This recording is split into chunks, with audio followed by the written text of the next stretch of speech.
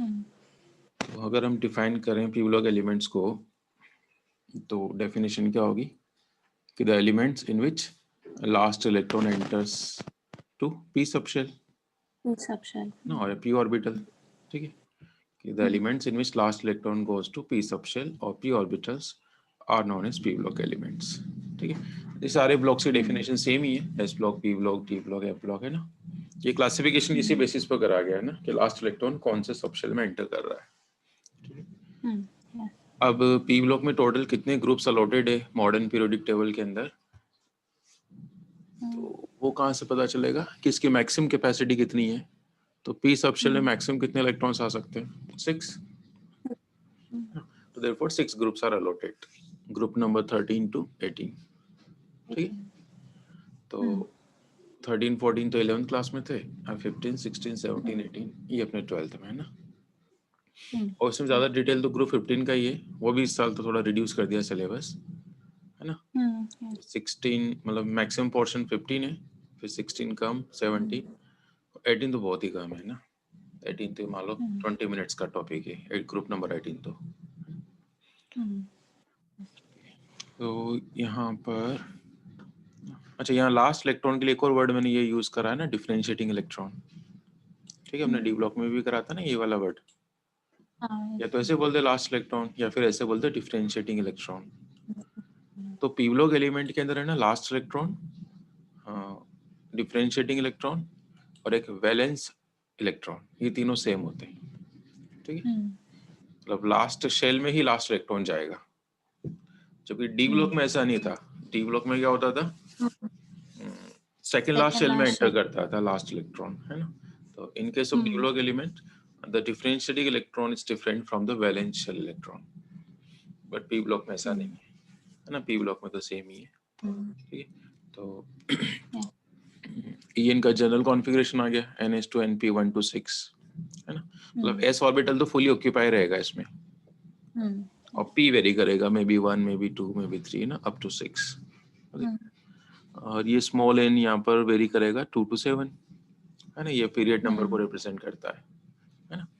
It में भी 2s2 2p1 like this, तो अप टू 7 तक होगा ये। तो अब यहाँ पर भी अपन को भी डिसाइड करना हो ग्रुप, ब्लॉक, पीरियड नंबर, तो वही प्रोसीजर है ना। ब्लॉक डिसाइड करना था क्या, लास्ट इलेक्ट्रॉन कौन से शेल में एंटर कर रहा है, सॉरी कौन से सब शेल में, है ना, वो तो ब्लॉक। फिर पीरियड नंबर क्या होता है, आउटर मोस्ट शेल, है ना, the outer most shell in which electron is present, वो उसका पीरियड नंबर होगा, है ना। ये तो ये इसका आंसर 2 to 7 के बीच में कुछ भी आ जाएगा। फिर आएगा ग्रुप नंबर, तो ग्रुप नंबर के लिए रूल सबके लिए अलग अलग है ना। एस ब्लॉक का अलग रूल है, पी का अलग है, डी का अलग है। तो डी ब्लॉक के लिए ग्रुप नंबर का डिटर्मिनेशन कैसे करते हैं अपन, कि total electrons in the outer most shell, है ना। अब आउटर मोस्ट शेल, शेल क्या होता है, ये जो आगे वाला डिजिट होता है ना, ये एन, ये शेल को रिप्रेजेंट करता है ना। तो इनके इलेक्ट्रॉन्स का सम, ये जो पावर में होते हैं वो इलेक्ट्रॉन्स होते हैं, और उसमें 10 और अपन ऐड करेंगे, ठीक है। टोटल इलेक्ट्रॉन्स इन आउटर मोस्ट शेल प्लस 10, तब जाके हमारे पास ग्रुप नंबर आएगा। ये इसको ऐसे भी कह सकते हैं अपन कि total electrons in outer most S and P, ठीक, ये एन शेल को रिप्रेजेंट कर रहा है ना। एस और पी तो सब शेल है, outer most S and outer most P plus 10, ये ग्रुप नंबर आएगा ना। एक छोटा सा एग्जांपल से कर लेते हैं फटाफट से। जैसे हमें सल्फर का डिटर्मिनेशन करना है, ग्रुप, लॉग, पीरियड सब कुछ, तो एटॉमिक नंबर सल्फर 16, ठीक है। तो 16 था ना, लास्ट 16वां इलेक्ट्रॉन का एंटर कर रहा है, अपन देख लें। तो this is the configuration 1s2 2s2 2p6 3s2 3p4, तो ये 2 4 10 12, है ना, 13 14 15 16, तो 16th इलेक्ट्रॉन यहीं पर है। तो ब्लॉक तो डिसाइड हो गया इसका, पी ब्लॉक। और पीरियड नंबर होगा इसका सबसे बाहर वाला शेल जिसमें इलेक्ट्रॉन प्रेजेंट है। तो ये जो आगे वाले डिजिट्स होते हैं ना, ये शेल्स को रिप्रेजेंट करते हैं, हमें बताइए। तो आउटर मोस्ट, तो this is the outer most, third one, third one. कहीं से बता दो आंसर, आप चाहो तो यहाँ से बोलो, चाहो तो यहाँ से बोलो। तो outer most is the third shell, है ना, in which electrons are present, तो it belongs to third period. और ग्रुप नंबर के लिए क्या बताया मैंने अभी अभी, टोटल इलेक्ट्रॉन्स ही ना, हाँ आउटर मोस्ट शेल। तो देखो शेल इज थर्ड वन, तो ये भी थर्ड है, ये भी थर्ड है ना। तो इनके इलेक्ट्रॉन्स कितने, 2 + 4 प्लस 10 और ऐड करेंगे ना, तो ग्रुप 16 से बिलोंग करता है ये। ओके, तो कभी आज ऐसे सिंपल, आज मल्टीपल चॉइस क्वेश्चन में देखिए ऐसे मिल जाते हैं, हमें छोटे छोटे क्वेश्चंस मिलेंगे, which is the correct for the sulphur, है ना। सो कॉम्बिनेशन बना लेंगे, P block, third period, group 16, है ना। ऐसे खूब सारे ऑप्शंस दे सकते हैं इसमें, तो अपन कर लेंगे ऐसे क्वेश्चंस। अब अपन पर्टिकुलर ग्रुप 15 की बात करते हैं इसमें। तो ग्रुप 15 के जो मेंबर्स है ना, these are, या this group 15 is commonly known as nitrogen family, है ना। नाइट्रोजन फैमिली है, बाकी इसके दो नाम हो रहे, ये भी अपन नीचे देखेंगे, है ना। ये देख रहे हैं कि group 15 elements are collectively known as pnicogens. क्या बोलते हैं इनको, निकोजेंस। पी साइलेंट है यहाँ पर, है ना भाई। अब निकोजेंस क्यों करते हैं ग्रुप 15 एलिमेंट्स को, बिकॉज दे हैव सफोकेटिंग और चोकिंग स्मेल, है ना। इनकी जो स्मेल कैसी होती है, सफोकेटिंग होती है ना। या फिर इनका एक नाम और है निक्टोजेंस। पहला तो निकोजेंस था, दूसरा निक्टोजेंस है।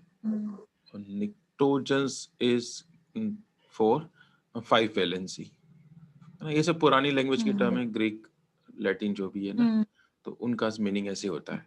तो 5 वैलेंसी के लिए पहले ये निक्टो वर्ड यूज करते थे, तो ये निक्टोजेंस भी कहते हैं इनको। और निकोजन इनकी स्मेल से रिगार्डिंग है, ओके।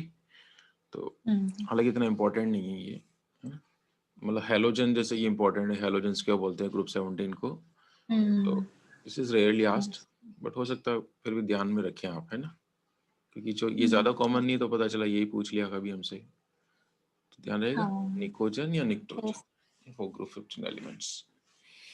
तो ऐसे अपन ग्रुप वाइज याद कर लेते हैं इनको, है ना। नाइट्रोजन, फॉस्फोरस, आर्सेनिक, एंटीमनी, है ना, इस Sb एंटीमनी। और Sb तो उसका लैटिन नेम होता है स्टबियम, है ना। स्टबियम S से शुरू होता है, बाकी इसको एंटीमनी बोलते हैं। और ये Bi bismuth, nitrogen, phosphorus, arsenic, antimony and bismuth, ठीक है। ओके, इसको याद कैसे करते हैं, ऐसे कर सकते हैं आप, नाना पाटेकर, ऐश्वर्या, सब बिंदास, ना। ग्रुप वाइज याद करना जरूरी होता है, क्योंकि कभी कभी क्या हमें एटॉमिक नंबर याद नहीं है, and we need of outer most electronic configuration, क्योंकि बहुत सारी प्रॉब्लम तो इसी से सॉल्व हो जाती है। तो ये आउटर मोस्ट कॉन्फ़िगरेशन तभी हम अच्छे से बता सकते हैं अगर अपन को टॉप वाले का कॉन्फ़िगरेशन आता है ना, और ये बताया कि कौन वो एलिमेंट कहाँ पर लाई कर रहा है उसके नीचे, तो बस एक एक शेल पढ़ाते जाओ, ये बेनिफिट होता है ग्रुप वाइज याद करने का, है ना। तो या तो डायरेक्टली कर लो, nitrogen, phosphorus, arsenic, antimony, bismuth, या ऐसे कुछ निमोनिक्स बना लो, है ना। ओके, अब इनका जो जनरल कॉन्फ़िगरेशन तो NH2 NP ये होता है, ये तो पूरे पी ब्लॉक का है, हाँ ये तो पूरे पी ब्लॉक का था। अब पर्टिकुलर इस ग्रुप 15 का क्या होता है, इट्स NH2 NP3, है ना। फॉर एग्जांपल नाइट्रोजन, तो नाइट्रोजन का क्या हो जाएगा 2s2 2p3, है ना। तो इस वाले रेंज में फिट हो रहा है ये, है ना। तो ये सिर्फ आउटर मोस्ट लिखा है ना अपन ने, जैसे कंडेंस करके भी लिख सकते हैं ना, जैसे पूरा लिखते हैं, चलो इसका क्या रहेगा 1s2 2s2 2p3। अब नाइट्रोजन से जस्ट पहले कौन सी नॉवल गैस आती है, हीलियम आती है, और हीलियम का एटॉमिक नंबर 2 होता है, तो इसको कंडेंस्ड में ऐसे भी मेंशन करते हैं अपन, हीलियम, है ना, 2 इलेक्ट्रॉन इसमें हो गए, ये हीलियम हो गया, rest one is 2s2 2p3, है ना। तो ये भी एक तरीका है रिप्रेजेंट करने का, this is called condensed electronic configuration, okay. अब एक बार अपन को नाइट्रोजन का पता चल गया ना, तो हमें फॉस्फोरस का फाइंड करना है, और डायरेक्टली आप आउटर मोस्ट लिख सकते हैं, सिंपली इंक्रीज वन शेल, है ना। As we go down the group shell increases, number of shells increases, है ना। तो अगर इसका 2s2 2p3 है, तो फॉस्फोरस का क्या हो जाएगा 3s2 3p3, है ना। फिर आर्सेनिक का क्या हो जाएगा 4s2 4p3, है ना। एक एक शेल बढ़ रहा है, इलेक्ट्रॉन्स के नंबर तो सेम ही रहेंगे, है ना। आउटर मोस्ट शेल में कितने इलेक्ट्रॉन्स है नाइट्रोजन के 3, hmm, 5. 5, 5. Shell is the second one, है ना? तो और वैसे भी अभी भी जस्ट देखा ना, निक्टोजेंस, यानी सबके वैलेंस शेल में 5 इलेक्ट्रॉन है ना? 5. वैसे ये कुछ हद तक ये नाम गलत है 5 वैलेंसी, क्योंकि सारे एलिमेंट्स 5 वैलेंसी शो नहीं करते, but it's historical importance. 5 वैलेंशियल electron है तब तो फिर भी करेक्ट होता है ना, 5 वैलेंस से थोड़ा अलग है, ये भी हम देखेंगे आगे। तो ये तो सिमिलरिटी इन सब में ना, एक ग्रुप की यही तो खास बात होती है कि all the elements have same outer most shell electrons, है ना? अगर नाइट्रोजन के आउटर मोस्ट शेल में 5 है तो फास्फोरस, आर्सेनिक, है ना, सबके आउटर मोस्ट शेल में 5 ही होंगे, है ना? तो ये तो सेम रहेगा ऊपर पावर, है ना, मतलब S2 और P3 ये तो फिक्स है, बस नीचे जाएंगे तो एक शेल बढ़ाते जाएंगे, है ना? ओके, तो जैसे अपन को बिस्मथ का एटॉमिक नंबर नहीं पता है, but we know bismuth fall in this group, है ना? अब आपको ऐसे याद है, नाना पाटेकर, ऐश्वर्या, सब बिंदास, और हमें इसका आउटर मोस्ट कॉन्फिगरेशन लिखना है ना? आपको सीक्वेंस में ही पता होना चाहिए कि जैसे स्टेबियम के नीचे आएगा, एंटीमनी के नीचे आता है, तो हमें नाइट्रोजन का तो अच्छे से आता ही है, ये हो जाएगा 3, 4, 5 और ये हो जाएगा 6s2 6p3, ठीक है? तो यहीं से अपन बहुत सारी प्रॉपर्टी के ऊपर कमेंट कर सकते हैं ना, अगर हमें आउटर मोस्ट कॉन्फिगरेशन पता है तो बहुत सारी प्रॉपर्टीज का आंसर आ जाते हैं। ओके, चलिए अब ये जो मैंने यहाँ पर डी और एफ भी लिख रखा है यहाँ पर, वो ये तो फुली ऑक्यूपाइड है ना, फिर भी अपन लिखना चाहे तो लिख सकते हैं ना, जैसे हमें पता है कि इसमें डी ऑर्बिटल आएगा या नहीं आएगा, आएगा तो कौन सा आएगा, तो डी हमेशा क्या होता है, सेकंड लास्ट होता है ना, याद है n-1 करके, तो अगर एस ऑर्बिटल या S6 वाला है तो डी कौन सा होगा, एक कम, सेकंड लास्ट, 5d, और एफ हमेशा 2 अंदर होता है ना, थर्ड लास्ट, तो इससे 2 कम कर दो तो 4f, तो फुली ऑक्यूपाइड होंगे, तो है ना, ठीक है? तो जरूरत नहीं है, आप चाहो तो इनको लिखो, चाहो मत लिखो, बस एस और पी जरूर मेंशन करेंगे, ठीक है? चलिए, ये तो हो गया कॉन्फ़िगरेशन। अच्छा, ये भी थोड़ा याद रख लेना कि the first 2 elements are non metals, the nitrogen and phosphorus are non-metals, and these two, arsenic and antimony, are metalloids, है ना, जिनमें दोनों की प्रॉपर्टी होती है मेटल नॉन मेटल, और बिस्मथ इज अ मेटल, मतलब पी ब्लॉक के अंदर मतलब सारी वैरायटी मिल जाएगी अपन को, है ना, जैसे डी ब्लॉक में तो सारे मेटल्स ही थे, एस ब्लॉक भी पूरा मेटल्स का ही होता है, लेकिन पी ब्लॉक में ऐसे वेरिएशन है ना, metal, non metal, even metalloids सारे मिल जाते हैं ना, ठीक, तो फर्स्ट 2 नॉन मेटल्स, ये दोनों metalloids, and the last one is metal, है ना, bismuth is a metal. Okay, इनके एटॉमिक नंबर भी वैसे आप जानना चाहो तो एक ये बना सकते हैं अपन इसके लिए, 8, 18, 18, 32, इसे आपको एटॉमिक नंबर याद करना ना, तो ये बना सकते हैं आप, 8, 18, 18, 32, और एक एलिमेंट और इसके नीचे आता है, वो भी कर लेते हैं, ये 11th क्लास में सीखते थे ना, अननोन एलिमेंट का एटॉमिक नंबर फाइंड करना, है ना।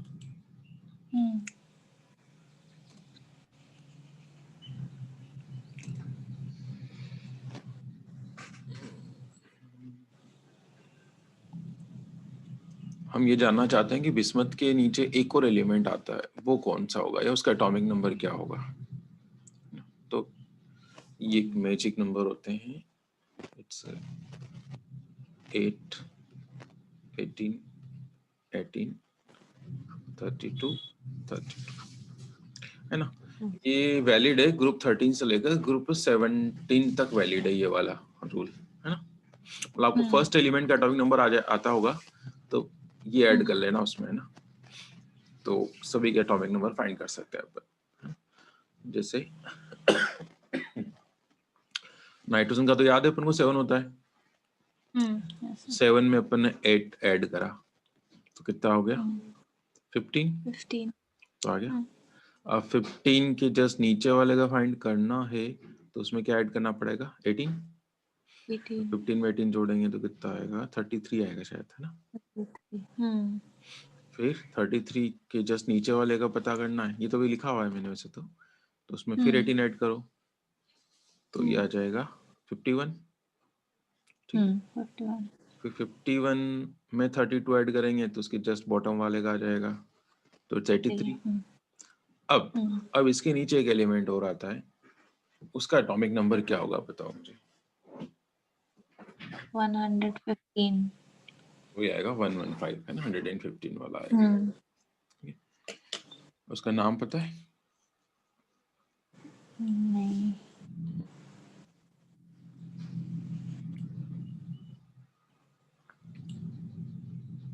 वो आईपीसी वाले नेम पता होंगे? योगिनी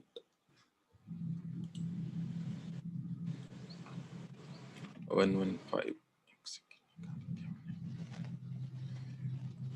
आईपीसी सिंबल नहीं आता, वो 11th क्लास में पढ़े थे अपन ने, यू करके, अन पी, है ना, अन पेंटियम, है ना। ये तो रूट वर्ड्स होते हैं ना, 0 के लिए नील आता है, 1 के लिए अन, 2 के लिए बाय, लाइक दिस। तो इट्स यूयूपी एंड कॉन्फ़िगरेशन में बस एक एक बढ़ा देते हैं सारे, है ना। ज़ीनोन नहीं आएगा, अब यहाँ पर रेडॉन आएगा एक, तो इट्स रेडॉन, यहाँ हो जाएगा 5F, यहाँ हो जाएगा 6D, this is 7S,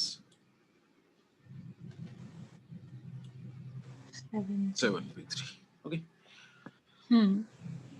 तो ये ऐसे भी अपन बता सकते हैं ना। तो ये डिजिट आप याद कर लेना, 8, 18, 18, 32, 32, है ना। तो ग्रुप 16, 17, 18, मतलब सॉरी 15, 16, 17, हाँ 17 तक वैलिड है ये। 18 वाले में बस क्या होता है कि वो हीलियम आ जाती है ना, तो वहां पर ये वहां पर एक और 8 ऊपर आ जाएगा एक्स्ट्रा। जैसे भी यह 8 से शुरू हो रहा है ना, तो वहां पर 8, 8, 18, 18, 32, 32 आएगा, है ना। तो अपन ध्यान रख लेंगे कभी पूछे तो, है ना। और वैसे देखो कोइंसिडेंस है यहाँ पर पी ब्लॉक के अंदर तो, कि जो लास्ट में एलिमेंट आता है ना, उसका आगे का 1 हटा दो तो ये इसका ग्रुप नंबर होता है। जैसे 115 है इसका, तो फर्स्ट वाला 1 हटा दो, है ना, तो 15 बचा, इट बिलोंग्स टू ग्रुप 15, है ना। तो ऐसे आप जब ग्रुप 16 का बॉटम एलिमेंट देखेंगे ना, तो उसका एटॉमिक नंबर 116 आएगा, है ना। तो 116 का स्टार्टिंग वाला 1 हटा दो तो 16 ही बचा। ऐसे कभी पूछ ले कि बताओ कि बताओ 117 एटॉमिक नंबर वाला एलिमेंट कौन से ग्रुप से बिलोंग करता है, तो अपन सीधा बता सकते हैं कि बस ये आगे वाला 1 हटा दो तो ग्रुप नंबर 17 से बिलोंग करेगा, है ना। तो ये कोइंसिडेंस चलती है हमारी ग्रुप 13 से लेकर ग्रुप 17 तक चलती है, 18 में नहीं चलती, है ना। मतलब कभी 113 एटॉमिक नंबर वाला पूछे तो सीधा बता सकते हैं अपन ग्रुप 13 से बिलोंग करेगा, है ना। यस।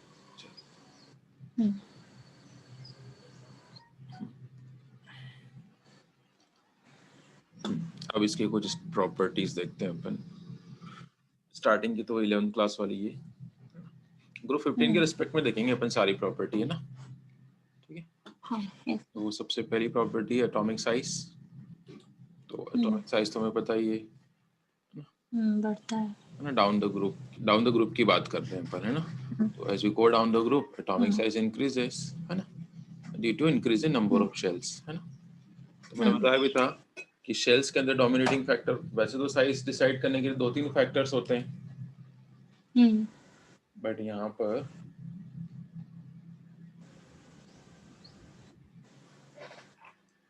ग्रुप के अंदर डोमिनेटिंग नंबर ऑफ शेल्स ही होता है ना। शिल्डिंग इफेक्ट भी होता है, जेड इफेक्टिव भी होता है, बट ग्रुप के अंदर dominating factor is number of shells. और यहाँ पर कोई इतने ज्यादा एक्सेप्शन नहीं, जैसे डी ब्लॉक में थे ना, ऐसे कोई एक्सेप्शन ज्यादा नहीं आएंगे यहाँ पर, या तो बहुत ही स्मूथ वेरिएशन आने वाला है। तो इसमें कोई एक्सेप्शन नहीं है, नीचे जाएंगे तो नंबर ऑफ शेल्स बढ़ रहे हैं तो साइज भी बढ़ रही है, ठीक है। Second property is ionisation enthalpy. तो क्या होती है ये, है ना कि आउटर मोस्ट शेल से एक इलेक्ट्रॉन रिमूव करने के लिए जो एनर्जी अपन प्रोवाइड करते हैं, ये साइज के इनवर्सली होती है। हाँ। क्योंकि जितना बड़ा एटम होगा इलेक्ट्रॉन को निकालना उतना इजी होता है ना। तो ये नीचे है ना on moving down the group ये डिक्रीज होगी, इसमें भी कोई एक्सेप्शन नहीं है, ठीक है। अब लेकिन इसको यहाँ पर कंपेयर करा रखा है ग्रुप 16 के साथ, ये नीचे कंपैरिजन का पॉइंट दे रखा है ग्रुप 15 वर्सेस 16। देखो ये कैसे है कि ग्रुप 15 एलिमेंट्स का कॉन्फ़िगरेशन तो क्या होता है हमारा NH2 NP3 है ना, ग्रुप 15। और जो ग्रुप 16 जो कि राइट हैंड साइड में आता है इसके, चलो मैं इधर लिख लेता हूँ,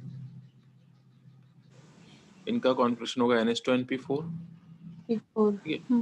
तो अगर ये तो हमें पता है कि डाउन द ग्रुप जाने पर साइज बढ़ती है ना, नीचे जाएंगे तो साइज क्या होगी, इंक्रीज होगी। और अक्रॉस द पीरियड मूव करते हैं अपन लेफ्ट टू राइट, तो साइज क्या होती है, कम होती है। तो अगर अपन साइज फैक्टर देखते हैं यहाँ पर, तो group 15 elements are bigger and 16 are smaller.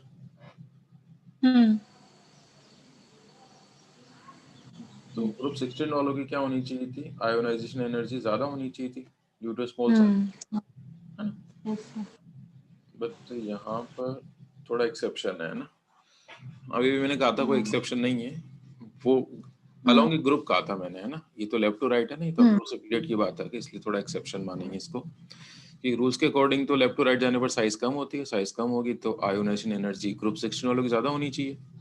जैसे मैं एक एलिमेंट लेता हूँ ग्रुप 15 का नाइट्रोजन और 16 का ऑक्सीजन, तो ऑक्सीजन की साइज स्मॉलर है, तो its ionization energy should be higher. But होती किसकी ज्यादा, नाइट्रोजन की, है ना। तो ये सारे ग्रुप 15 पर ही एप्लीकेबल है कि all group 15 elements have higher ionization energy than corresponding group 16। जैसे N और O में कंपेयर कर लो आप, फिर N के नीचे कौन आता है, फॉस्फोरस, और सल्फर में कंपेयर कर लो, है ना।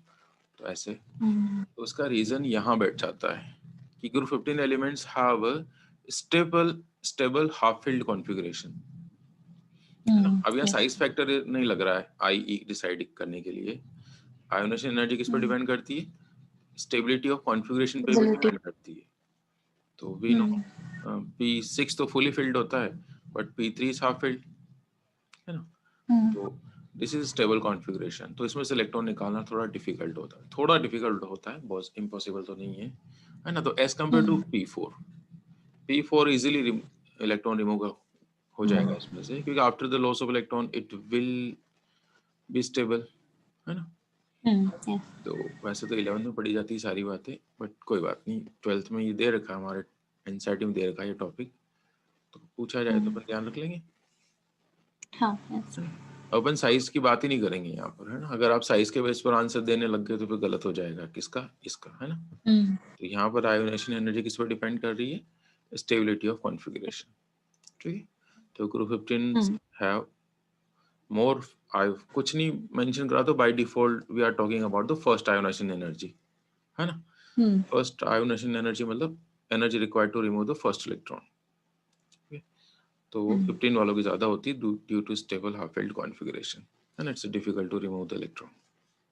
ओके, चलिए अपन अगली प्रॉपर्टी, इलेक्ट्रॉन गेन एंथैल्पी। तो ये क्या होती है, इसका जस्ट अपोजिट।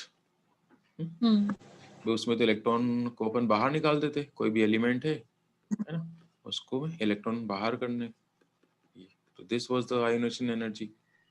अब यहाँ पर अपोजिट है, कोई भी एलिमेंट है उसमें एक इलेक्ट्रॉन अपन ऐड कर रहे हैं उसके अंदर, तो ये एनायन में कन्वर्ट हो जाएगा। अब ये जो प्रोसेस है ना, इट माइट बी एक्सोथर्मिक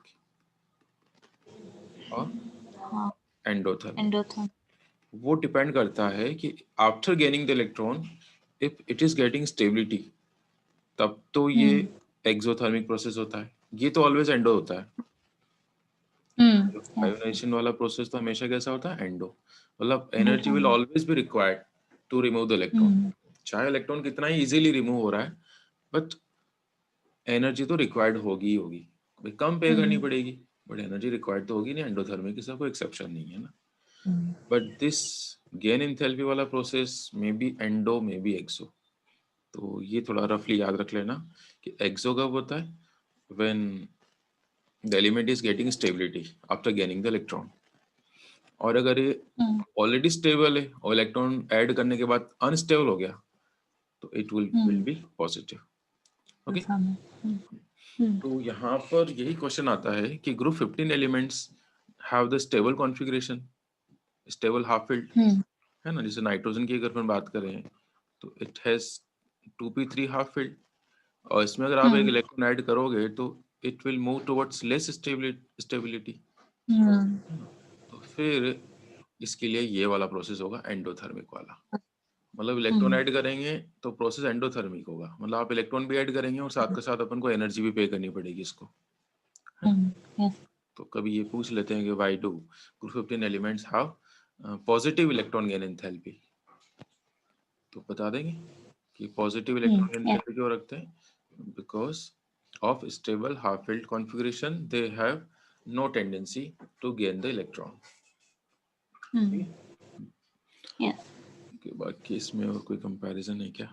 तो ये क्या लिखा है मैंने, इन जनरल बात करें तो ये इलेक्ट्रॉन गेनिंग पावर नीचे जाने पर क्या होती है, it decreases down the group, है ना। तो ये तो साइज के अकॉर्डिंग है ना, साइज पर डिपेंड करेगा ये तो, कि स्मॉलर एलिमेंट है तो इलेक्ट्रॉन जल्दी से ऐड हो जाएगा उसमें, है ना, और बिगर एलिमेंट है तो स्लोली ऐड होगा, है ना, साइज के इनवर्सली। तो इन जनरल बात करें गेनिंग पावर तो on moving down the group it decreases. और फिर क्या लिखा है मैंने ये, हाँ ये जो भी मैंने बताया ना कि ग्रुप 15 एलिमेंट्स की इलेक्ट्रॉन गेन एंथैल्पी क्या होती है, पॉजिटिव, हाँ, due to stable half filled configuration, है ना, energy is given to atom. ये तो सारी बातें होगी जनरल। अब अगली प्रॉपर्टी, चलो एक छोटी सी और है, फिर ये इंपॉर्टेंट प्रॉपर्टी शुरू होती है फिफ्थ से। तो इलेक्ट्रोनेगेटिविटी भी अपन जानते ही हैं वैसे तो, है ना, कि बॉन्डिंग इलेक्ट्रॉन्स ना शेयरिंग इलेक्ट्रॉन्स को अपनी तरफ पुल करने की पावर, है ना, शेयरिंग वाले इलेक्ट्रॉन्स को या बॉन्डिंग इलेक्ट्रॉन्स को अपनी तरफ पुल करने की पावर होती है electronegativity. And down the group ये क्या होती है, कम होती है ना। याद रखना ऑर्गेनिक में बहुत काम आता है ना। तो पीरियड में जाएंगे तो ये क्या होती है, डिक्रीज, सॉरी बढ़ती है, और ग्रुप में मूव करेंगे नीचे तो ये डिक्रीज होती है, ठीक। अभी तो इसका काम हाँ जरूरत पड़ेगी इसकी एक जगह, अभी अपन प्रॉपर्टीज पढ़ेंगे ना हाइड्राइड्स की, वहां पर ये जरूरत पड़ेगी which one is more electronegative, ठीक है। तो this is the order, value आपको याद नहीं तो चलेगा, बट ये पता होना चाहिए कि दोनों में से किसकी इलेक्ट्रोनेगेटिविटी ज्यादा है ना?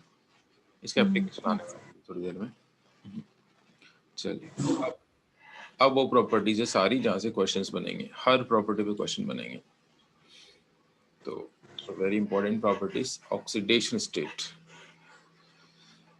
ऑक्सीडेशन स्टेट का मतलब तो अपन जानते हैं ना, ऑक्सीडेशन नंबर, है ना, ऑक्सीडेशन स्टेट कि कितना चार्ज एटम के ऊपर है ना, charge possessed by an atom, है ना, in it's a bonding state बना रखा है।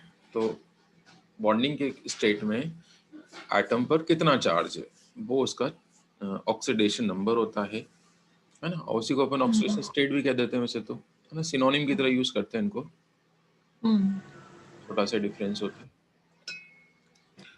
तो अब इसको अपन दो केस में डिफाइन करेंगे ऑक्सीडेशन स्टेट को, एक तो जब ये आयनिक बॉन्ड्स बना रहे हैं और एक जब ये कोवेलेंट बॉन्ड्स बना रहे हैं, ठीक है। Oxidation state is defined in two cases, when the elements are forming ionic bond and when they are involved in covalent bonding। 15 elements तो दोनों ही टाइप के बॉन्ड्स बनाते हैं ना।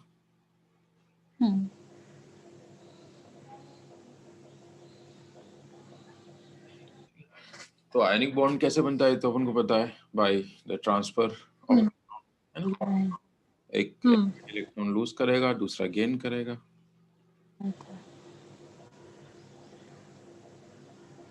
तो ये जो ग्रुप 15 के एलिमेंट्स है ये किसका रोल प्ले करेंगे, इलेक्ट्रॉन एक्सेप्टर या इलेक्ट्रॉन डोनर का इन केस ऑफ आयनिक बॉन्ड? तो देखो इन सबके वैलेंस शेल में कितने इलेक्ट्रॉन्स होते हैं, 5 है ना। सारे ग्रुप 15 एलिमेंट को मैं ई से डिनोट कर देता हूँ, चलो अभी, है ना। Okay, E stands for elements, है ना, नाइट्रोजन फास्फोरस कुछ भी हो सकता है ये। तो अभी इनके आउटर मोस्ट शेल में कितने, 5 है। और बताइए आयनिक बॉन्ड बनता है तो हर कोई क्या चाहेगा, अपने वैलेंस शेल में 8 इलेक्ट्रॉन करना चाहेगा। तो उसके पास 2 ऑप्शन है कि या तो ये 3 इलेक्ट्रॉन गेन कर ले तो 8 हो जाए, है ना, और यही बेस्ट ऑप्शन है। तो ज्यादा 5 इलेक्ट्रॉन लूज करना तो सही नहीं है, तो ये 3 इलेक्ट्रॉन गेन करने की टेंडेंसी रखेगा, मतलब नॉन मेटेलिक बिहेवियर होगा कहने का मतलब, है ना। अगर ये 3 इलेक्ट्रॉन गेन करेंगे तो 3 नेगेटिव आयन बनेगा, है ना। यही इसकी ऑक्सीडेशन नंबर होगी कि -3 ऑक्सीडेशन स्टेट कब शो करी जाती है, when they form ionic bond. अब आयोनिक बॉन्ड बना रहे तो किसी मेटल के साथ ही बनाएंगे, क्योंकि खुद तो नॉन मेटल का रोल कर रहे हैं, है ना। ये इलेक्ट्रॉन एक्सेप्टर है, तो डोनर कौन होंगे, अच्छे मेटल्स होंगे, सोडियम हो गया, मैग्नीशियम हो गया, ऐसे, है ना। ओके, तो -3 oxidation state is exhibited in case of ionic bonds. Okay, तो ये देखो कौन कौन से आयन बनेंगे, जिनके नाम एक बार से देख लेते हैं अपन। जैसे N अगर ये 3- आयन बनाता है तो इसका नाम आप याद कर लेना, इट्स अ नाइट्राइड, है ना, NiTride, nitride ion. Okay, phosphorus का भी ध्यान रख लेना, तो फॉस्फाइड, है ना, P3- ion is phosphide. Okay, बाकी कैसे देखो जरूर नहीं याद रहे, आर्सेनाइट, एंटीमोनाइट एंड बिस्मथाइट। ठीक है, तो ये ना ऐसे ऊपर चार्ज मेंशन करते हैं ना, तो ये आयनिक बॉन्ड को ही रिप्रेजेंट करता है बेसिकली, है ना। अभी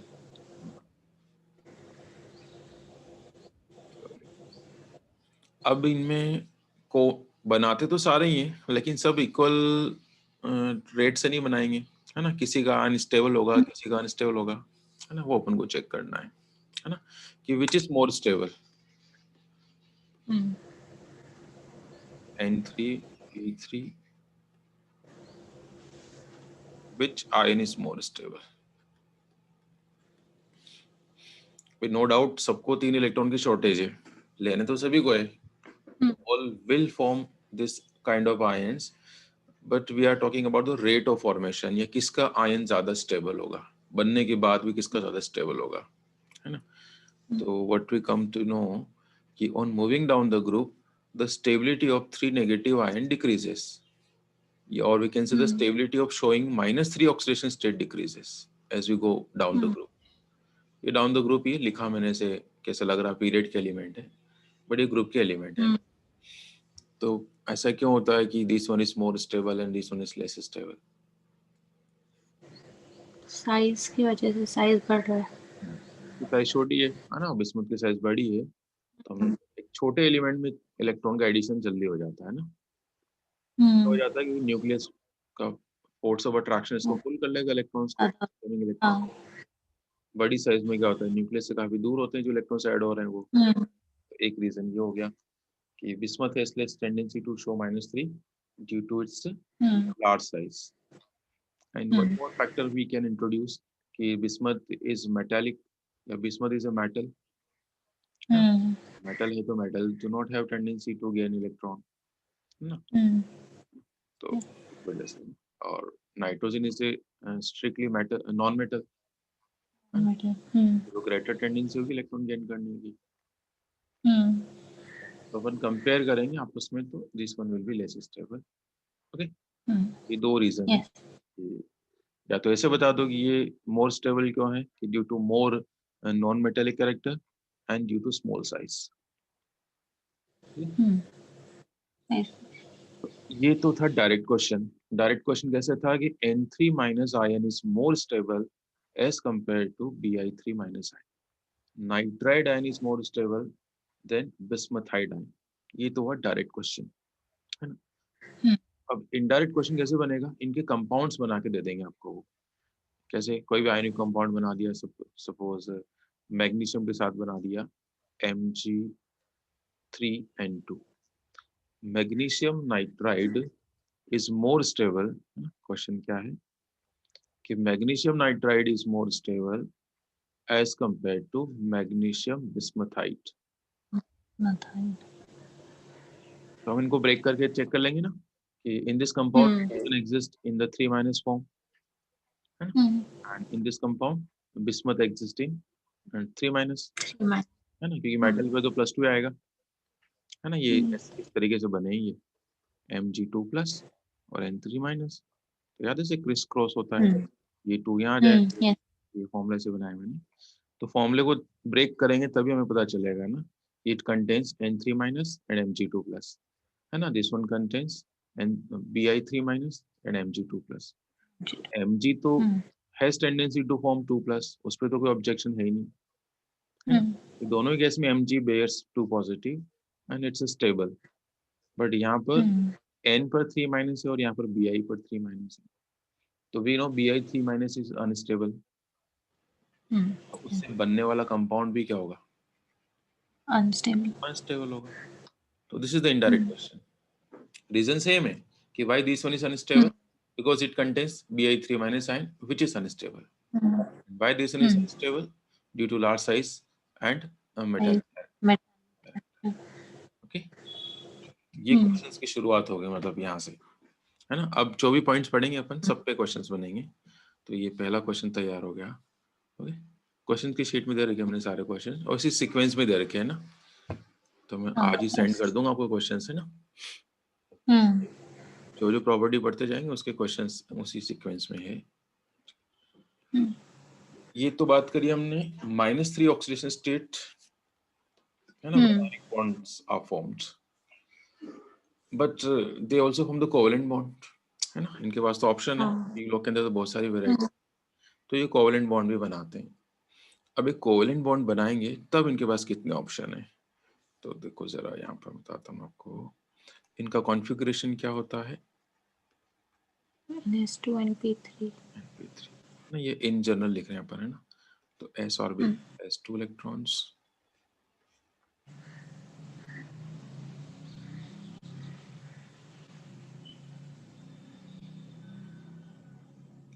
ठीक है. तो when they are involved in covalent bonding, है ना. ये तो शेयरिंग वाली बात है, इसमें तो शेयरिंग ही होता है ना. ये बोल नहीं सकते ना कौन लूज कर रहा है कौन गेन करेगा, ऐसा तो नहीं कहेंगे. तो जब ये कोवेलेंट बॉन्डिंग करते हैं with other non metal atom, क्योंकि नॉन मेटल आपस में ही करेंगे, तो दे शो ईदर +3 और +5. तो ये दो ऑक्सीडेशन स्टेट शो करते हैं, +3 और +5, है ना. तो +3 कब शो करेंगे और +5 कब करेंगे. तो +3 कब शो करते हैं, when this electrons, which electrons, the electrons of p orbital. Okay, even electrons of p orbitals are involved in the sharing, are participating in the bonding. Bond बनाने में सिर्फ p के इलेक्ट्रॉन पार्टिसिपेट करते हैं. then +3 state is exhibited and when electrons of both s and p, 3 इसके और 2 इसके, है ना, टोटल 5 इलेक्ट्रॉन यूटिलाइज हो जाए बॉन्डिंग के अंदर, then +5 oxidation state will be shown. ध्यान रखिए बात. +3 कब शो करेगा, जब p के इलेक्ट्रॉन पार्टिसिपेट करे बॉन्डिंग के अंदर और +5 कब करेगा, सारे बोथ s एंड p. अच्छा, आउटर मोस्ट के ही है, ऐसे तो बहुत सारे इलेक्ट्रॉन होते हैं but outer most s and outer most p, है ना. तो टोटल तो 5 ही होंगे. ओके, तो एक तो ये बात ध्यान रखना, है ना. ओके, अब इनको है ना ऐसे मेंशन नहीं करेंगे अपन n+3. देखो ये ऐसे लिखना अलग होता है और एक अपन ऐसे लिखते हैं n+3, दोनों का अलग अलग मतलब है ना. इसके ऊपर प्लस लिखने का मतलब क्या होता है कि इसने 3 इलेक्ट्रॉन लूज करे. तो आयनिक बॉन्ड जब बनता है तब तो चार्ज जैसे ऊपर मेंशन करते हैं, और जब कोवेलेंट बॉन्ड बनता है इन दैट केस उस पर कितना चार्ज आ रहा है एटम पे, वो ऐसे या तो आगे ब्रैकेट लगा के मेंशन करते हैं, है ना, या आजकल इसको रोमन न्यूमरल से मेंशन करते हैं, ऐसे नाइट्रोजन और ऐसे थर्ड. तो oxidation number term was introduced for covalent compounds.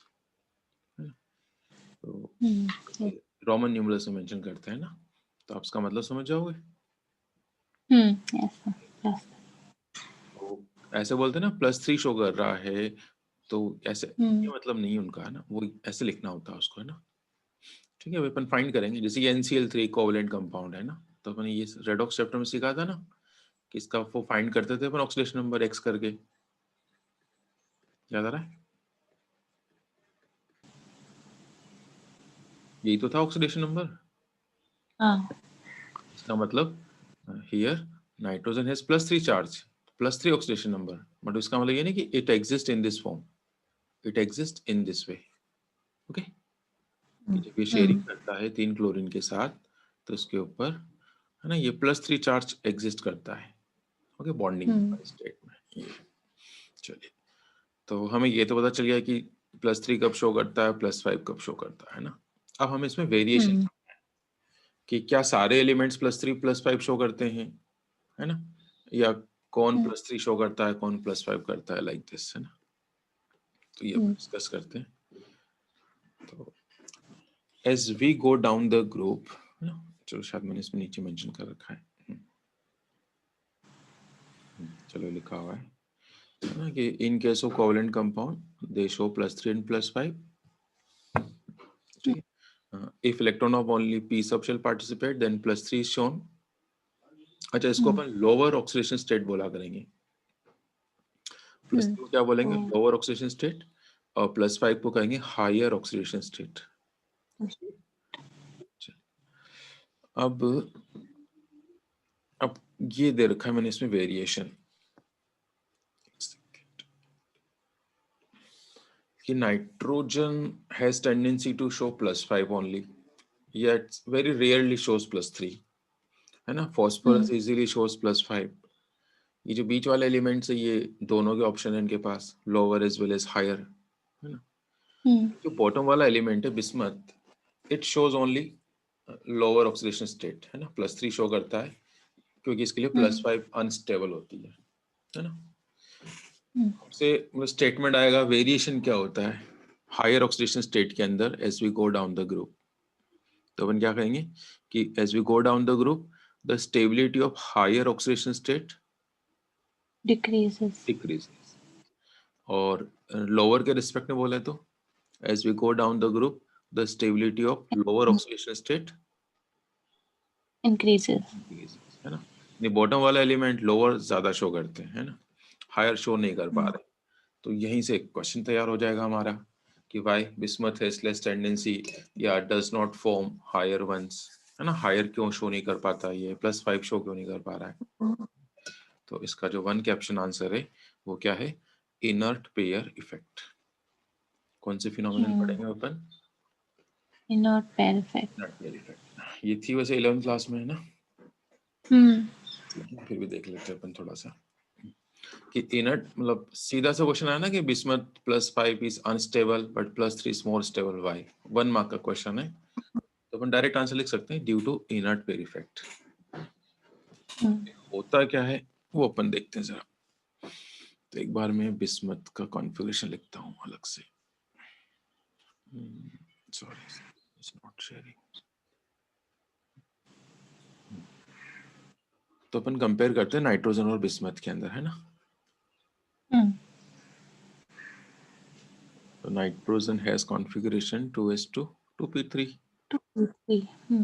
and the bismuth has outermost 6s2 4 5 6 है, तो 6s2 6p3, यहाँ से तो हमें लगेगा कि बोथ है तो 5 इलेक्ट्रॉन्स, है ना, लेकिन फिर भी इसके सिर्फ p इलेक्ट्रॉन ही बॉन्डिंग में पार्टिसिपेट कर रहे हैं, तभी तो +3 आ रही है, और इसके s और p दोनों के इलेक्ट्रॉन पार्टिसिपेट कर रहे हैं, है ना।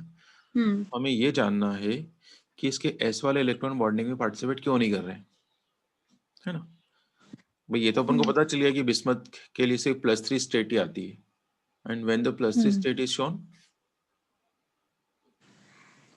Inert pair effect, when only electrons of p orbital participate in bonding, ठीक है। तो ये जो s ऑर्बिटल है ये बॉन्डिंग में पार्टिसिपेट नहीं कर रहे हैं, ओके। तो इसी टेंडेंसी को, इसी रिलक्टेंस को क्या कहा गया, इनर्ट पेयर इफेक्ट, है ना। They are not participating in the bonding, है ना, ये बॉन्डिंग में पार्टिसिपेट नहीं कर रहे हैं, करेक्ट। ये इनर्ट रहना चाह रहे हैं, है ना, ये रिएक्ट नहीं कर रहे, मतलब ये जो मैं टर्म का मतलब समझा रहा हूँ मैं ना, कि इनर्ट नाम क्यों रखा गया, कि they are not participating, they are not reacting in bonding. कौन? S orbitals. तो due to this S orbital this name was given, यानी inert pair effect is shown by S orbitals, है ना, कि ये जो टेंडेंसी है एस ऑर्बिटल्स की बॉन्डिंग में पार्टिसिपेट नहीं करने की, वही क्या कहलाती है? Inert pair effect. इनर्ट। ठीक है, the tendency of outermost s subshell electrons not to participate in bonding, ठीक है, is known as inert pair effect। Okay, और जब जब ये पार्टिसिपेट नहीं करेंगे तब तब सिर्फ पी वाले करेंगे, और पी वाले करेंगे तो कौन सी स्टेट आएगी? Lower oxidation state will B exhibited. अब बात आती है कि ये सिर्फ एस ऑर्बिटल तो यहाँ पर भी है, एस ऑर्बिटल तो सभी में ही है, बट ये सिर्फ बिस्मथ के ही एस ऑर्बिटल पार्टिसिपेट क्यों नहीं करते? नाइट्रोजन के तो कर रहे हैं, both the s and p electrons are participating in the bonding, that's why +5 is shown, but why in case of lower elements, है ना, या in case of this bottom elements, है ना, they are offering या they are creating the problem s orbitals। इसका answer क्या मिलता है अपन को, कि in the bottom element like bismuth, antimony, there is d and f orbitals also। देखो इसमें पहले बताओ मुझे, इसमें d ऑर्बिटल एग्जिस्ट करेगा क्या बिस्मथ के अंदर? यस, कौन सा आएगा? D. 5D। 5D fully occupied होगा वो तो, है ना, 5D10। एफ भी एग्जिस्ट करेगा इसमें, यस, भी करेगा ना, 4F 4F। Also fully occupied, है ना। चलिए, और ये न्यूक्लियस है ना, बीच में भी शेल्स होते हैं 1s 2s, वो शो नहीं कर रहे अपन, है ना।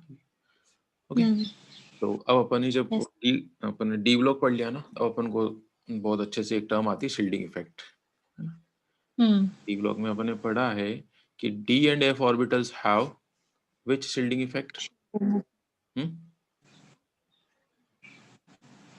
डी और एफ ऑर्बिटल्स का शील्डिंग इफेक्ट कैसा होता है? ज्यादा होता है। हमने डी ब्लॉक बहुत अच्छे से करा हुआ है, ये वर्ड यूज नहीं करा, ड्यू टू पुअर शील्डिंग। हाँ हाँ ज्यादा कहाँ होता है, तो अपोजिट बोल दिया आपने। हाँ। डी और एफ ऑर्बिटल्स क्या होता है? डिफ्यूज्ड होते हैं ना, फैले हुए होते हैं ना, तो ये इतना अच्छे से प्रोटेक्शन नहीं कर पाते हैं, है ना, आउटर इलेक्ट्रॉन्स। तो इन ये अंदर होते हैं, है ना, ये तो समझ में आ गया, अंदर है, अंदर का मतलब more close to the nucleus. तो मैं कंपेयर कर रहा हूँ विद रिस्पेक्ट टू 6-1, है ना, कि 6 शेल की कंपैरिजन में दे लाई इनसाइड या they are closer to the nucleus, है ना।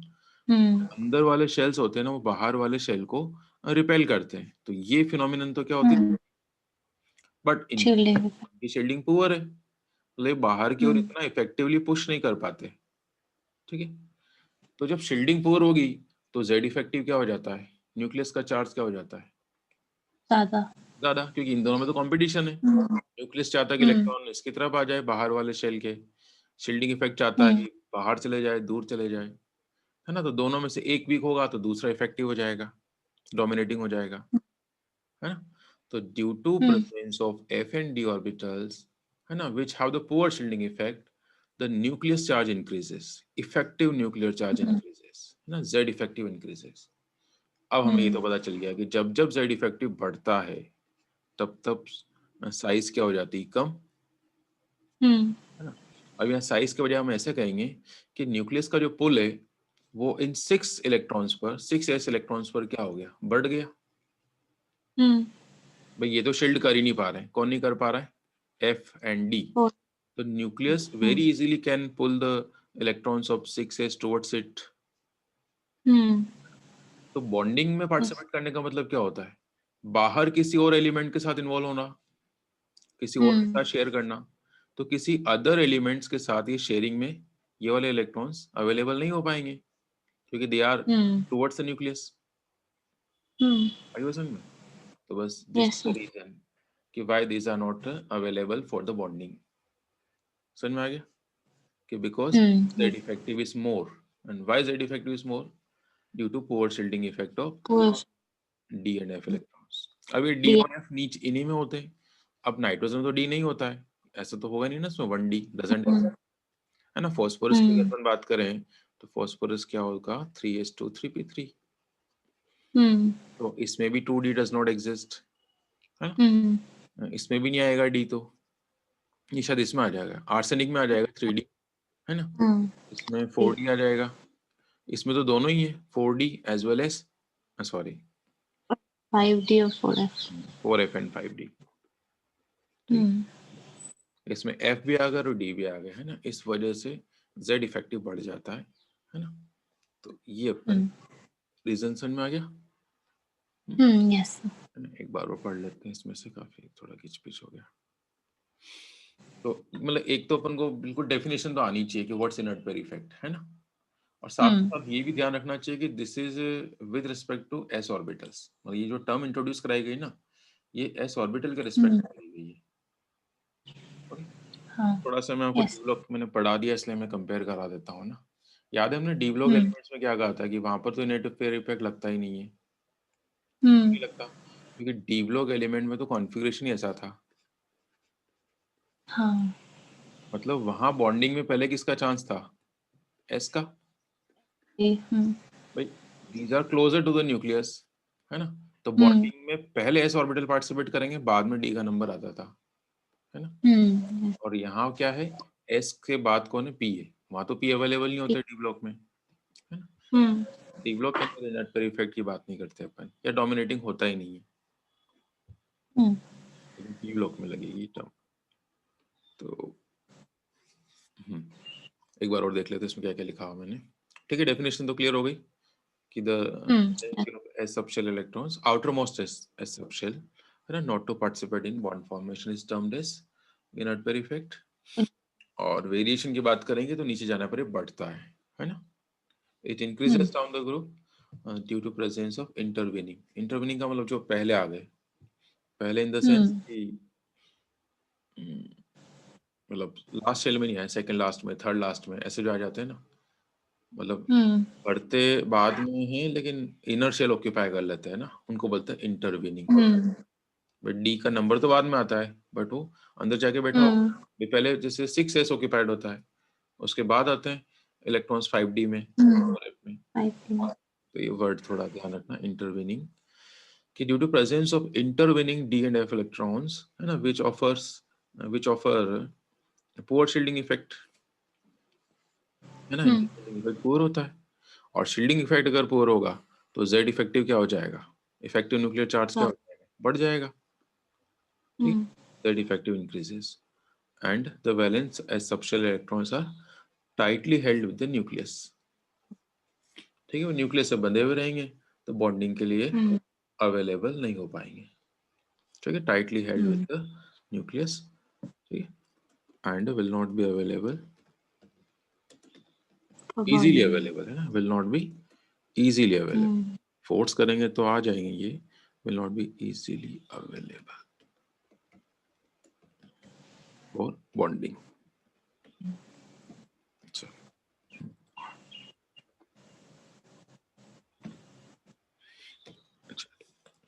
तो अब यही क्वेश्चन बनते हैं इसके ऊपर। सबसे पहला क्वेश्चन तो ये बनता है कि N5 is more stable but Bi+5 is less stable, अगर कंपेयर कराते हो ना, है ना। तो देखो क्वेश्चंस, अच्छा इसमें दे नहीं रखा मैंने,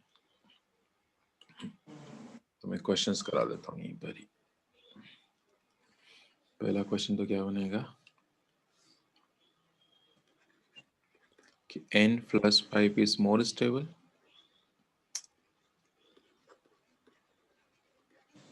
but Bismuth+5 is less stable, है ना। डजंट एग्जिस्ट तो नहीं करते, थोड़ा बहुत तो रियली बन जाता है ना, बट अनस्टेबल कह सकते हैं इसके लिए ना, मोर स्टेबल, तो दिस इज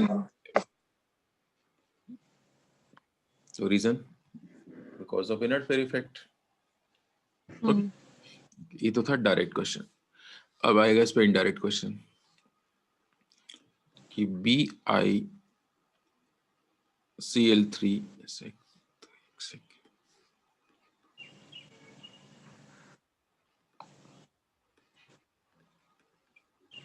कि which one is more stable and why। BiCl5 लिखना चाह रहा था मैं, Which one is more stable, BiCl3 या BiCl5? BiCl3. यहाँ पर भी अपन क्या चेक करेंगे, यहाँ पर चार्ज, तो इसका जब ऑक्सीडेशन नंबर हम फाइंड करेंगे कितना आता है यहाँ पर +3 और यहाँ पर कितना आएगा +5. तो कंपाउंड अनस्टेबल है क्योंकि इसमें Bi exist in +5 which is unstable. Okay, ये वाला आयन ही अनस्टेबल है तो फिर बनने वाला कंपाउंड भी अनस्टेबल होगा।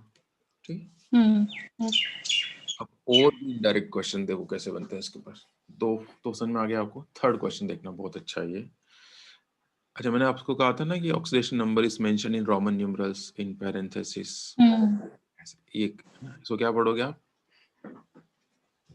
Bi+5. Bi+5 है ना, Bi फिफ्थ का बिहेवियर कैसा होगा? What kind of behavior will be shown by Bi fifth as an oxidizing agent or as a reducing agent? ये एक और इनडायरेक्ट क्वेश्चन बन गया इसी टॉपिक के ऊपर कि Bi+5 कैसा बिहेव करेगा, ऑक्सीडाइजिंग एजेंट के जैसा या रिड्यूसिंग एजेंट के जैसा।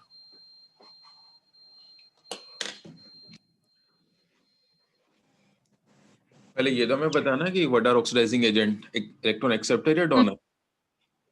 Acceptor. These are electron acceptor. अब सोचने में टाइम नहीं लगाना कि एक्सेप्टर होते हैं डोनर होता है ना, ये कंफ्यूज होने का टाइम नहीं है। तो बस आप इसको कनेक्ट करो कि Bi अगर +5 में है ना, और वो कह रहे हैं कि इलेक्ट्रॉन एक्सेप्टर, एक्सेप्टर का मतलब किधर जाएगा, +5 से लोअर में जाना चाहेगा तभी तो एक्सेप्टर करेगा, है ना। और मतलब अगर ये इलेक्ट्रॉन एक्सेप्ट करता है तो it will move towards less, इधर +4 +3 लाइक दिस। एक इलेक्ट्रॉन एक्सेप्ट करेगा तो +4 में चला जाएगा। डोनर का अगर रोल प्ले करे तो ये तो हायर में जाएगा, है ना, +6 +7 लाइक दिस। तो अब आपको आंसर पता चल गया कि इस वाले रास्ते पे तो जा नहीं सकता ये, +5 ही अनस्टेबल है तो +6 में कैसे मूव करेगा। तो ओनली वन ऑप्शन कि it will act as an acceptor, है ना, और ये तो +3 तक जाएगा, है ना। तो +5 से +3 में जाएगा तो 2 इलेक्ट्रॉन तो एक्सेप्ट करेगा, बट यहाँ सिर्फ आपको ये मेंशन करना है कि एक्सेप्टर है या डोनर। तो किसका रोल प्ले करेगा ये? एक्सेप्टर, ऑक्सीडाइजिंग एजेंट, यानी ये ऑक्सीडाइजिंग एजेंट होगा। ओके, ये ऐसे क्वेश्चंस बनते हैं पी ब्लॉक के अंदर, है ना। चलिए, ये हो गया। ठीक है, ये होगी बात। अब इसमें एक छोटा सा पॉइंट तो लिखा हुआ मैंने कि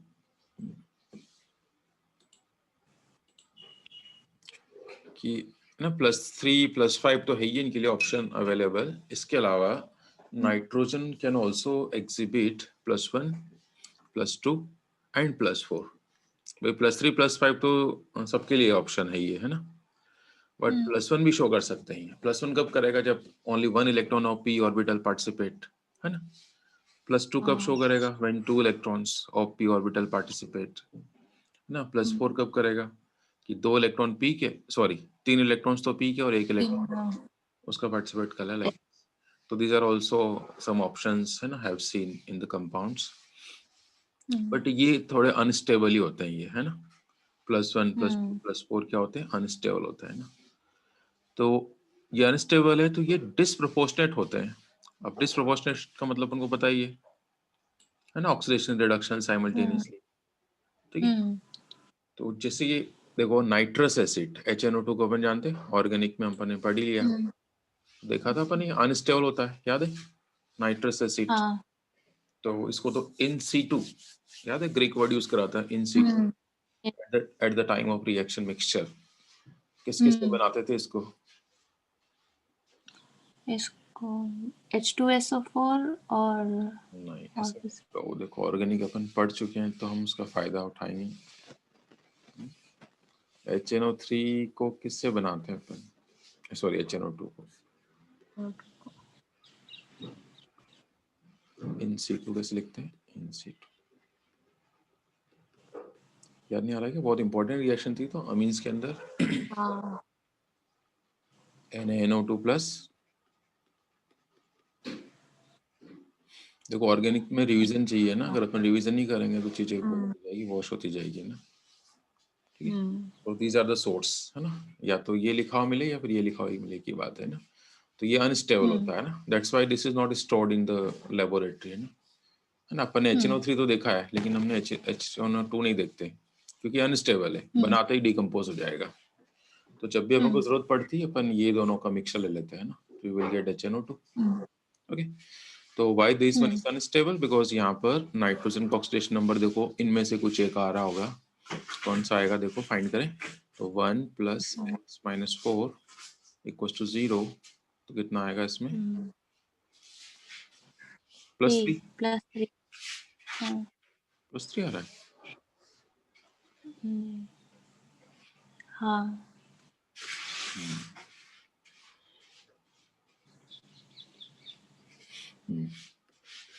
चलो फिर तो कोई ठीक है, +3 आ रहा तो देखते हैं। +3 तो वैसे तो नाइट्रो हमें पता है ना, नाइट्रोजन कौन सा शो करती है, +5 शो करती है, तो आसानी से ना। ओके, 1 + x - 4 = 0, टेक्स आ रहा है +3, ठीक है, आ रहा है, आने दो। मतलब +3 भी अनस्टेबल है ना, ये वाला पॉइंट यहाँ नहीं लग रहा है ना भाई, ये तो हाईली अनस्टेबल है। ये नाइट्रोजन के लिए ज्यादा स्टेबल कौन सी होती है, +5 स्टेबल है ना, एंड ये तो सभी के लिए अनस्टेबल है ना, +1 +2 +4। तो ये डिस्प्रपोर्शनेशन कैसे हो रहा है कि यहाँ गया तो ये आएगा, शायद इसमें +5 आएगा, देखना देखिए क्या आता है। 1 + x, हाँ +5, और इसमें यह चला गया +2, ठीक है। तो और यहाँ कितना था ये, तो देखो +3 से +5 में गया तो ऑक्सीडेशन, और +2 में गया तो रिडक्शन, है ना, दोनों एक साथ हुआ है, ऑक्सीडेशन रिडक्शन। तो this is a disproportionation reaction, ठीक है। तो इसमें तो आप सिर्फ इतना से याद कर लेना कि ये हमसे कभी कभी पूछ ले कि ये स्पॉन्टेनियसली ये किस किस में डिसइंटीग्रेट होगा, नाइट्रस एसिड। तो नाइट्रस एसिड अपने आप किस में टूटेगा, नाइट्रिक एसिड, है ना, this is nitric acid,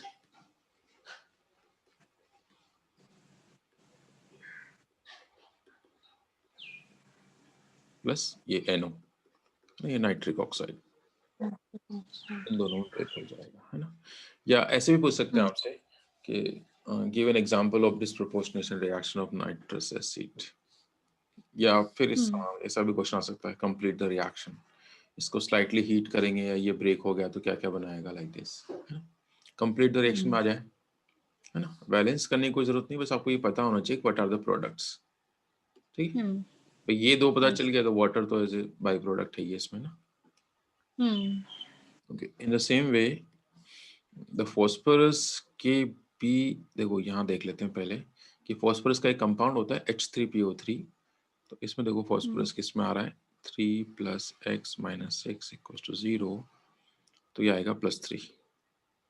okay, तो +3 से किस में जा रहा है, यहाँ +5 है और ये -3 है। This is also an example of what, in situ reaction, disproportionation reaction. ये भी किसका एग्जाम्पल है, डिस्प्रपोर्शनेशन का होगा ना। तो यहाँ पर एक्चुअल में ये हेडिंग ऐसे होनी चाहिए थी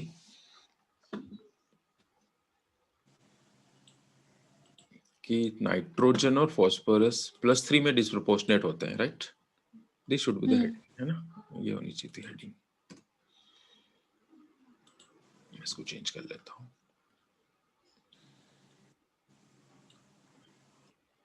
कि +3 OS of nitrogen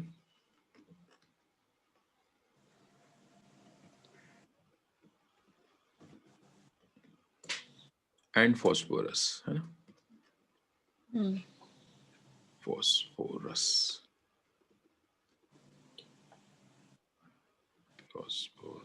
पता नहीं स्पेलिंग तो नहीं आती मुझे, है ना। +3 oxidation state of nitrogen and phosphorus tend to disproportionate in acidic solution।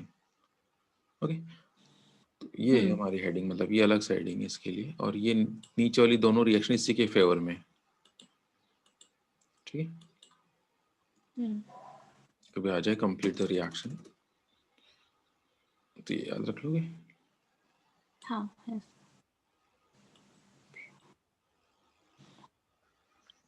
तो ये अलग से टॉपिक है और ये नोट अलग है ना, इस नोट का इसके साथ कोई कनेक्शन नहीं है, ठीक है। चलो yes.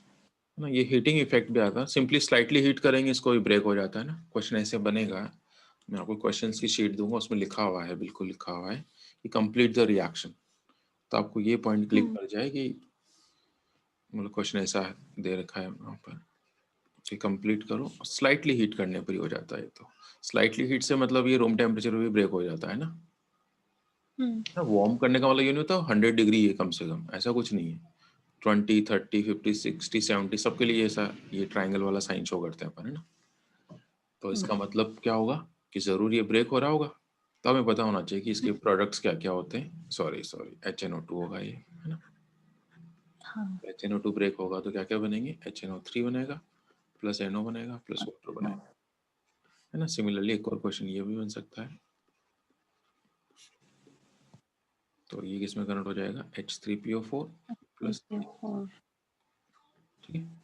मतलब ये से रिएक्शन से जो इतना इजीली याद नहीं रहती, कोई कॉन्सेप्ट ज्यादा अच्छी है नहीं, इनके पीछे रीजन नहीं है बेटर, है ना।